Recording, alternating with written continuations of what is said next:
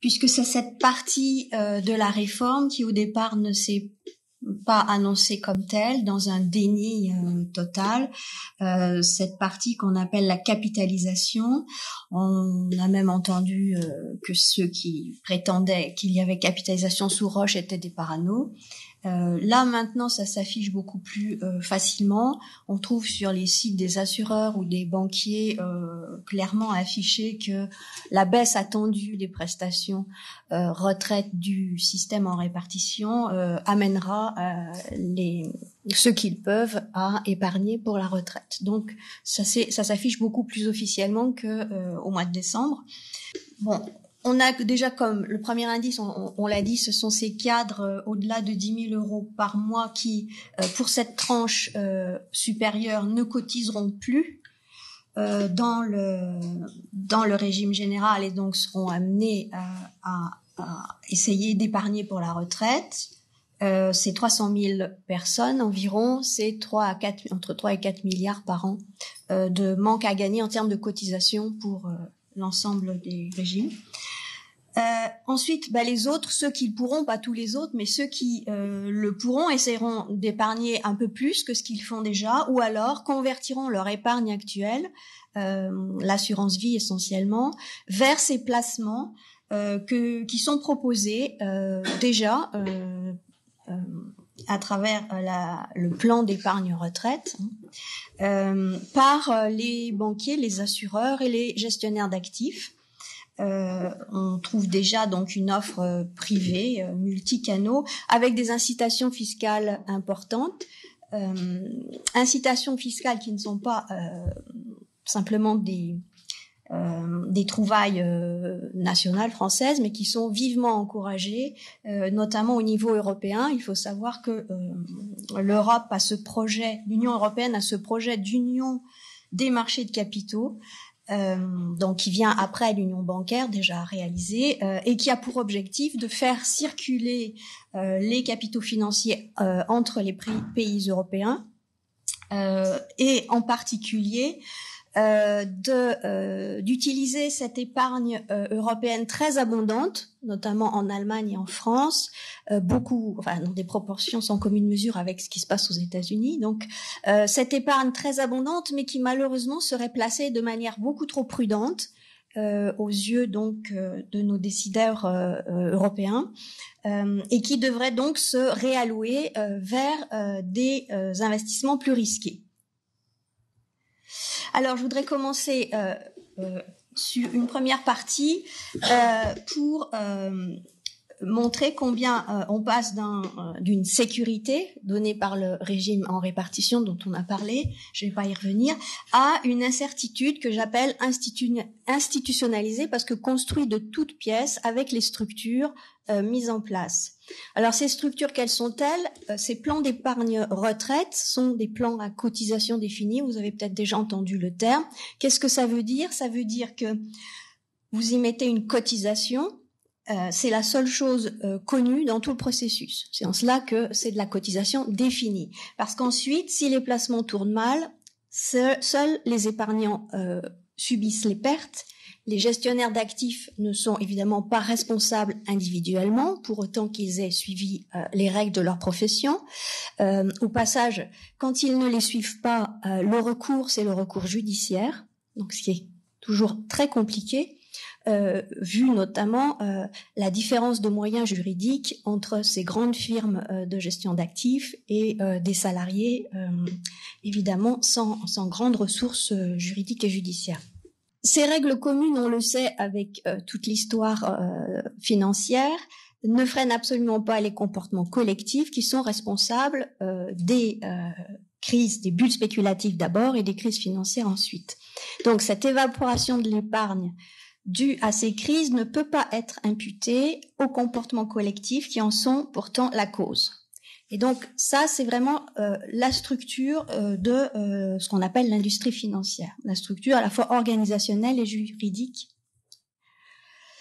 Prenons le cas de la crise de 2008.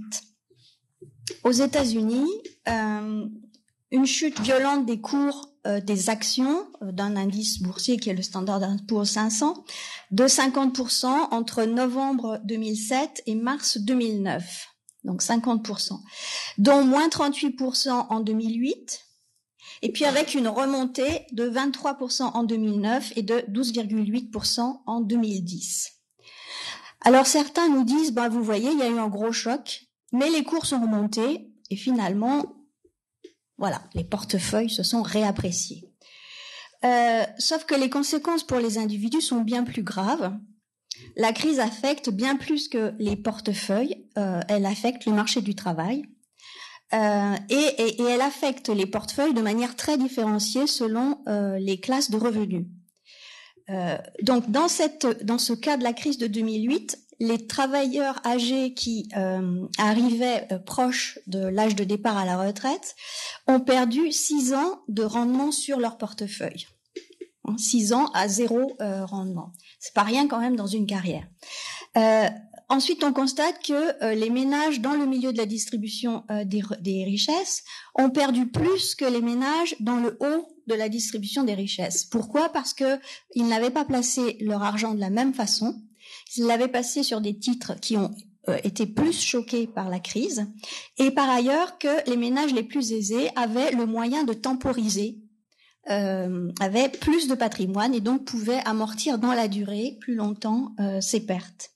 Et puis surtout, la crise, elle a d'abord engendré des pertes d'emplois, mais vous savez, il y a eu un rebond aux États-Unis, beaucoup plus qu'en Europe, et beaucoup ont retrouvé un job, sauf que c'était pas du tout le même job que celui qu'ils avaient laissé, ni en termes de rémunération, ni en termes de qualité du travail. Et pour la première fois, on a constaté que, alors que dans les crises précédentes, ce sont les jeunes salariés qui subissent les chocs, là, c'était les jeunes et les travailleurs plus âgés. Donc, ces chocs sont dramatiques à la fois pour l'épargne mais aussi pour les conditions sur le marché du travail et ils mettent beaucoup de temps à se résorber. En 2017, une enquête auprès donc à la fois de retraités et d'actifs montrait que un tiers des retraités annonçaient avoir retravaillé depuis sa mise à la retraite. Donc 2 tiers pour s'offrir une dépense exceptionnelle, mais 40% pour rejoindre les deux bouts. Parmi les actifs, 1 tiers annonçait ne pas prévoir quand ils partiraient en retraite. Certains étaient très inquiets, à 58%, sur le manque d'argent probable pour payer les soins une fois âgés. Et 1 tiers se disait stressé par la préparation de la retraite. Donc une incertitude générale et en France on trouve maintenant sur les sites financiers quasiment un encouragement à se transformer soi-même, à adopter ce qu'on pourrait appeler un nouvel ethos économique, puisque sur l'un des sites on trouve, je vous cite, il faut aussi avoir un tempérament capable de supporter les crises et de tenir le cap dans les tempêtes. Donc chacun est encouragé à entrer dans cette incertitude institutionnalisée. Du côté des financiers, on n'a pas du tout un déni du risque. Finalement, bien au contraire, depuis la crise de 2008, on entend dire que les crises sont normales, mais qu'on sait les gérer. Alors, les crises viennent corriger des erreurs d'appréciation de la valeur économique. Voilà, les gestionnaires ne sont pas infaillibles, il y a de l'incertitude, et les crises, ma foi, elles sont là pour corriger quand on s'est trop trompé. Le problème, c'est que la fréquence et l'ampleur de ces erreurs de valorisation augmentent avec le temps. Les chiffres du FMI le montrent assez clairement. Et que, surtout, lorsque ça va vraiment trop mal, le sauvetage public devient absolument indispensable. Alors, pour des financiers qui, pendant des décennies, avec la libéralisation financière, ont proclamé la fin de l'intervention publique, la déréglementation, avec 2008, on a eu un retournement complet. Le gouvernement était fort bienvenu pour venir renflouer les banques Et c'est devenu une sorte de philosophie continue, permanente. La prochaine crise, elle est anticipée. BlackRock l'annonce dans ses documents. Et donc, il faudra trouver un nouveau moyen. Alors cette fois, c'est ce qu'on appelle la monnaie hélicoptère. Les banques centrales qui travaillent vraiment à ce projet envisagent de distribuer de l'argent directement aux particuliers pour qu'ils le réinjectent à travers la consommation. Donc un système extrêmement instable et dont l'instabilité est reconnue et que la puissance publique doit pallier. Ce qui a un coût sur les finances publiques, on s'en doute, probablement au détriment d'autres politiques publiques possibles et en particulier au détriment des dépenses sociales.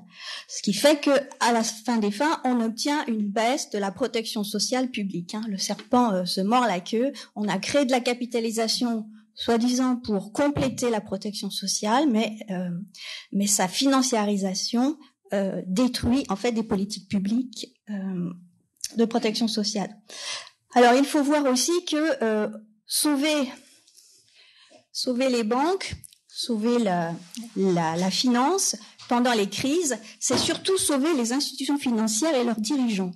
Je voudrais rappeler que en 2008, donc au plus fort de la crise, le gouvernement américain met en place un programme pour soutenir 9 banques à hauteur de 175 milliards de dollars. Et immédiatement, ces 9 banques reversent 18,6% de ce montant en bonus à leurs dirigeants, soit 32 milliards. Alors, par ailleurs, cette politique monétaire accommodante, taux bas, emprunt peu cher, donc fourniture de liquidités, a été présentée comme permettant aux banques de faire du crédit aux entreprises et du coup de stimuler l'investissement productif. Ce qu'on a vu, c'est que les banques n'ont pas et ont prêté de l'argent, mais que cet argent a été en fait utilisé non pas pour créer des capacités nouvelles, pour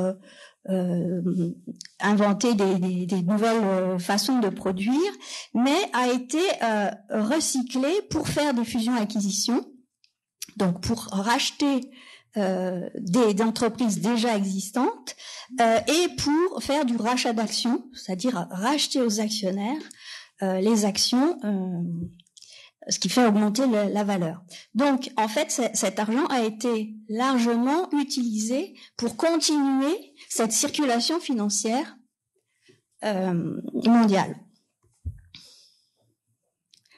Alors, ça, c'est quand ça va mal, et quand ça va bien, comment ça se passe?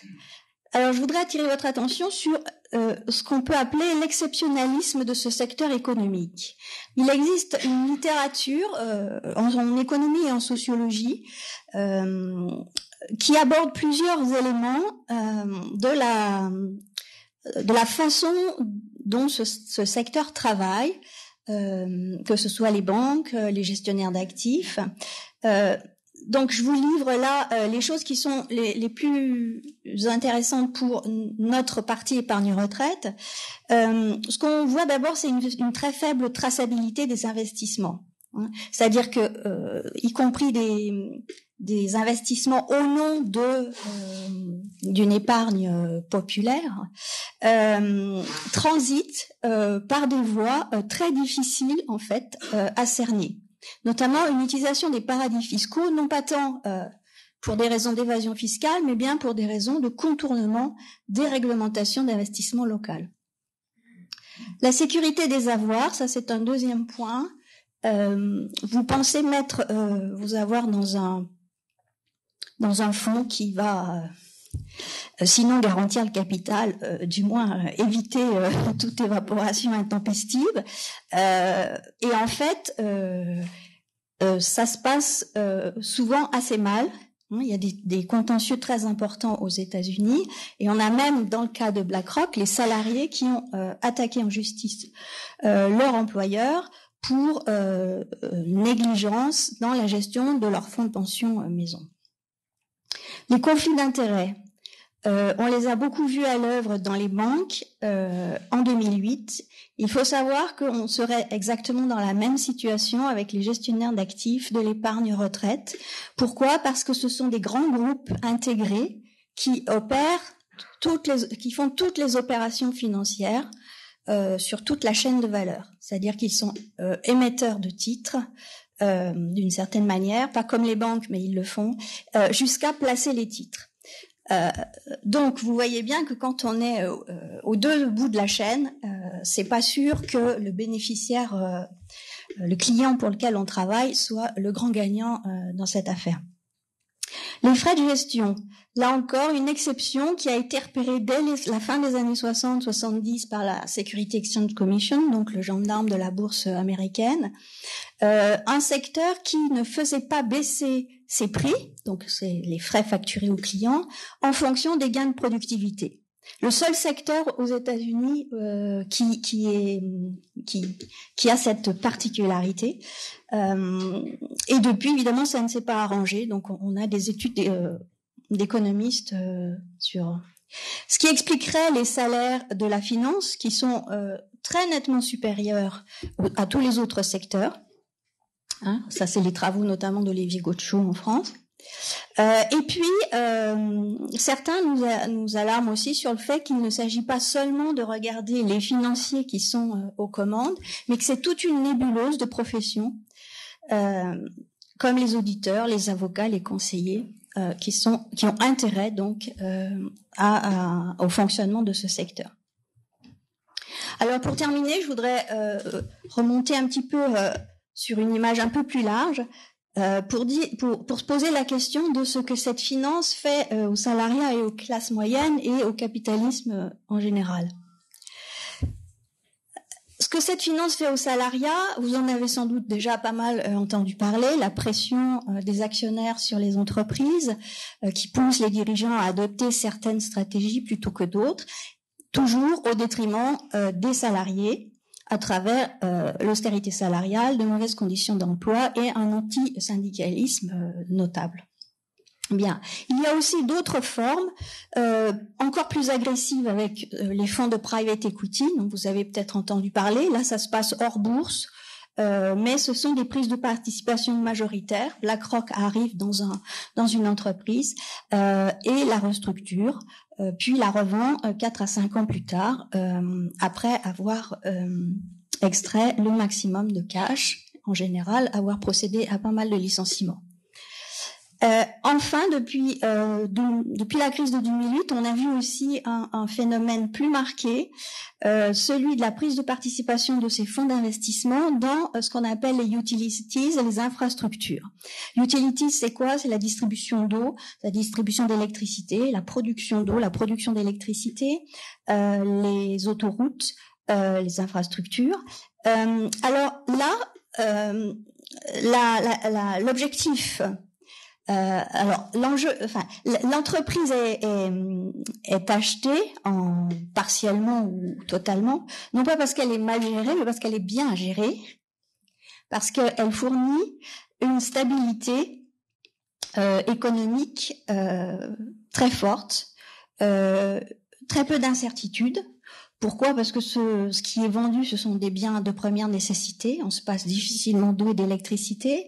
C'est à un tarif réglementé, donc on est assuré des flux financiers. Et ce profil d'entreprise est très apprécié par les gestionnaires d'actifs parce que elles assurent une rentabilité stable comme base des portefeuilles. D'accord. On peut aller chercher beaucoup de risques, on peut faire plein de choses, mais c'est bien d'avoir des titres qui assurent comme ça une rentabilité, disons correcte, avec un risque très très faible. Mais qu'est-ce que ça veut dire derrière? Ça veut dire que ces gestionnaires d'actifs, objectivement, ont intérêt aux privatisations des secteurs publics, des services publics. Du coup, si on fait la liste de toutes ces belles choses que ces investisseurs institutionnels, ces gestionnaires d'actifs provoquent sur l'économie, on peut se demander si c'est vraiment intéressant pour les classes moyennes de favoriser cette dynamique qui les prive de jobs à bon salaire, dans des conditions de stabilité d'emploi et qui met en coupe réglée les services publics dont ils sont les premiers bénéficiaires. Enfin, ce que cette finance fait au capitalisme. Eh bien, on trouve donc, alors très directement dans les projets européens aujourd'hui, l'idée que la croissance se fait désormais à partir d'investissements d'un tout nouveau type, dit à la frontière technologique. Par exemple, des projets dans la transition énergétique, la transition écologique. Donc, ces projets, ils ont des caractéristiques particulières. D'abord parce que, comme ce sont des innovations technologiques qui sont risquées, on les connaît pas bien, et risquées en termes industriels. Ensuite, ils ont des rentabilités à long terme. Et ce sont parfois aussi des projets à forte externalité positive. Ça veut dire que vous lancez dans ce projet, mais vous n'allez pas pouvoir récupérer la rente pour vous tout seul, parce que tout le monde va pouvoir profiter des bienfaits engendrés par ce projet. Alors, que se passe-t-il? L'Union européenne nous dit, la France aussi d'ailleurs, les rapports français le disent, les banques ne veulent pas financer ce type de projet, c'est trop risqué. Alors donc on va aller chercher l'épargne massive, salariale, l'épargne retraite des Européens pour financer ces nouveaux projets. Donc la question c'est que c'est une sorte de renversement du capitalisme en quelque sorte, hein, dans le capitalisme, normalement c'est le capitaliste qui prend les risques, hein, c'est lui qui prend les gros paris, c'est lui qui prend les profits derrière, mais c'est lui qui prend les risques. Et là non, les capitalistes ne veulent plus prendre ce type de risque, et donc on va capter la masse salariale, une partie de la masse salariale sous forme de cotisation retraite pour financer ces projets. Et puis enfin, on nous dit aussi, pour avoir des rendements corrects, il faut investir là où se trouve la croissance, c'est-à-dire hors d'Europe, dans les pays dits émergents. Donc ça pose la question évidemment de sécuriser ces placements depuis l'Europe par des accords internationaux, par des coopérations, par une justice internationale, c'est-à-dire par un ordre géopolitique très particulier que actuellement qu'on peut qualifier de sous-hégémonie américaine, enfin états-unienne, certes bien aidée par des élites locales dans ces pays émergents qui sont intéressées à cette forme de circulation du capital. Mais je voulais terminer là-dessus pour dire qu'il ne faut pas naturaliser les conditions politiques de possibilité de cette vaste circulation du capital. Merci.